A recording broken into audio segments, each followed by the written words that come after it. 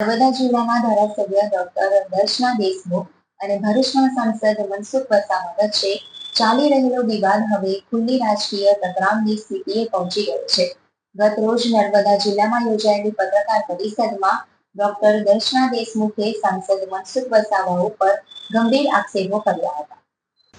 Doctor Darshana દેશમુખે જણાવ્યું હતું કે તારીખ 7 ડિસેમ્બરે સાંસદ મનસુખ વસાવાએ યોજેલી પ્રેસ કોન્ફરન્સમાં નર્મદા જિલ્લાના રાજકીય નેતાઓ અને વહીવટીતંત્રમાં મોટા પાયે ભ્રષ્ટાચાર થતો હોવાનો આક્ષેપ કર્યો હતો, પરંતુ કોઈ પણ ભ્રષ્ટ નેતાનું નામ જાહેર કરવામાં આવ્યું ન હતું. તેમનો આરોપ છે કે આ પ્રેસ કોન્ફરન્સમાં આડકતરી રીતે આમ આદમી પાર્ટીના દેડિયાપાડાના ધારાસભ્ય ચેતર વસાવા સાથે તેમની સાંઠગાંઠ હોવાનો સંકેત આપવામાં આવ્યો હતો, જેના માધ્યમથી તેમને બદનામ કરવાનો પ્રયાસ થયો છે.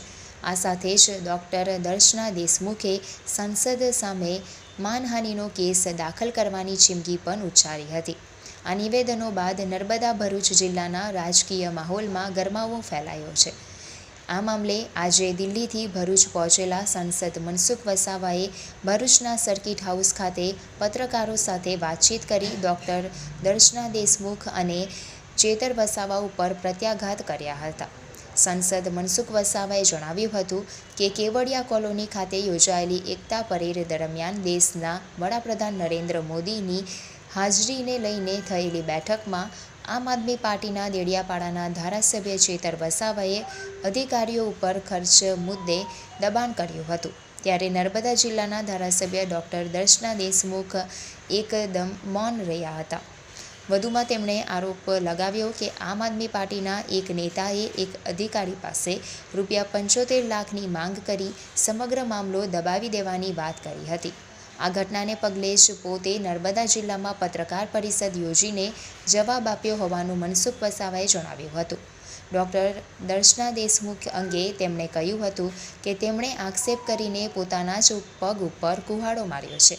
જો કોઈ મન દુઃખ હતું તો મને સીધું કહેવું જોઈતું હતું અથવા પાર્ટી ફોર્મમાં રજૂઆત કરવી જોઈતી હતી, પરંતુ તેમણે જાહેરમાં મારા ઉપર આરોપ લગાવ્યા છે.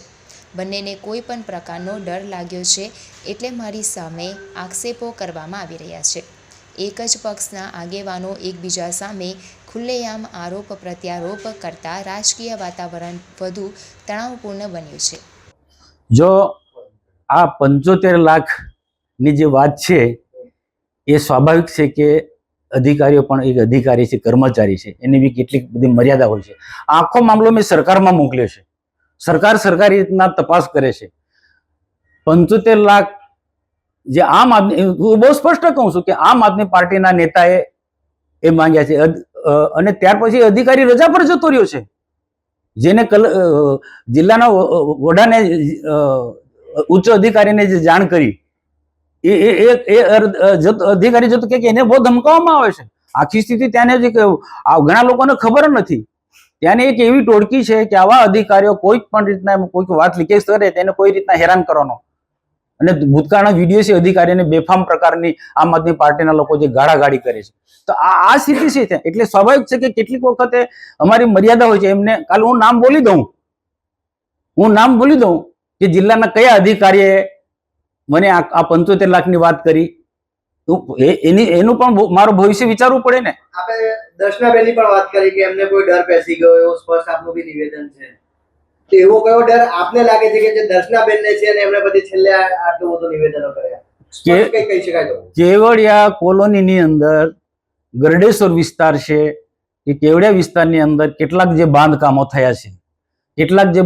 થયા છે, ચોક્કસ એમને જમીન રાખીને બાંધે, પણ કેટલીક જગ્યાએ એવું છે કે કેટલીક સરકારી જમીનમાં પણ થોડો ભાગ આવી જાય છે, બીજું કોઈ પ્રાઇવેટ જમીન પણ આવી જાય છે. આમાં પણ 5 સ્ટાર જેવી હોટલો બની ગઈ છે. હવે આ જે આખો તપાસનો વિષય ભૂતકાળમાં કોઈને કોઈ ઉપાડ્યો હતો, એ વખતે ઉપાડ્યો હતો, પણ એ જ 1 વર્ષ પહેલા, પણ એ આખા પ્રકરણની અંદર કેટલાક રાજકીય નેતાઓ એ 1.5 કરોડનો તોડ કર્યો, આમાં 1.5 કરોડનો તોડ કર્યો અને આખો મામલો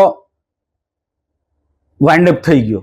તો આ પ્રકારના જો વિસ્તારની અંદર જે ઘટના ઘટતી હોય તો ત્યાંના ધારાસભ્ય દર્શનાબેનને કેમ ખબર ના પડે?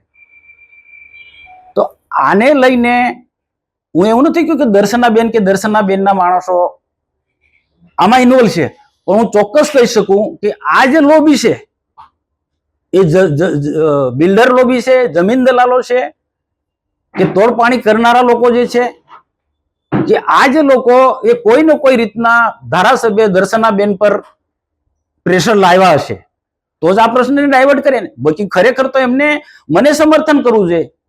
મહત્વનો પ્રશ્ન તો આ તો બધું ગૌણ છે, પણ મહત્વનો પ્રશ્ન એ હતો કે દેશના પ્રધાનમંત્રી નરેન્દ્રભાઈ મોદી સાહેબના 2 કાર્યક્રમોને લઈને જે ધારાસભ્ય ચૈતર વસાવાએ જે આરોપ કર્યો છે ખોટા ખર્ચા અને મીડિયા સમક્ષ બધી વાતો, એનો જવાબ આપવો જોઈતો હતો દર્શનાબેને. એમના વિસ્તારની અંદર આ બધી ઘટનાઓ ઘટે છે.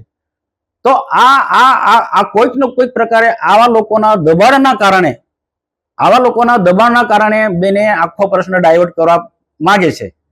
મનસુખભાઈ, શિસ્તને વરેલો પક્ષ છે ભારતીય જનતા પાર્ટી. ભારતીય જનતા પાર્ટીના નેતાઓ સામે જ્યારે પબ્લિકમાં જઈ અને આવા નિવેદનો કરે, પક્ષને કેટલું નુકસાન, પક્ષની દ્રષ્ટિએ તમે શું જુઓ છો?